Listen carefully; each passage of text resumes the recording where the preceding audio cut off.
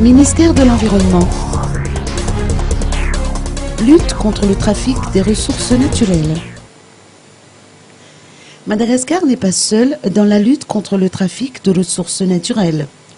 Des organismes internationaux tels que Interpol, CITES, voire la Banque mondiale, travaillent avec le gouvernement malgache.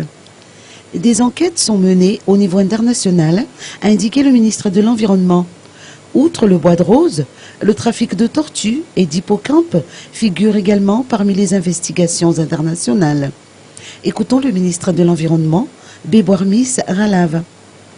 L'objectif justement, et ça c'était le but de la rencontre avec son Excellence Monsieur l'ambassadeur des États-Unis, c'est justement de renforcer aussi le côté judiciaire à Madagascar et d'aller même un peu plus loin. C'est pas uniquement se contenter de ce qui se passe à Madagascar, mais de voir aussi ce qui se passe au niveau international, tout le recrutement de cabinets internationaux pour qu'on puisse attaquer ces trafiquants-là au niveau international. Et vous êtes censé savoir qu'ils ne gardent pas par exemple les fonds ici parce qu'il s'agit de plusieurs millions de dollars. Et l'idée pour nous, c'est d'essayer de voir aussi avec un TrackFin, avec Samifin, le flux d'argent de ces gens-là pour qu'on puisse les traquer, pour qu'on puisse geler les fonds et de casser ainsi le réseau qui est international.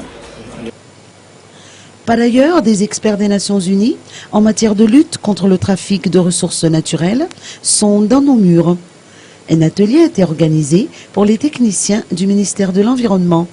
Ces experts ont consulté des responsables des autres ministères, mais également ceux de la douane, du secrétariat de la gendarmerie nationale, ainsi que du ministère de la Justice.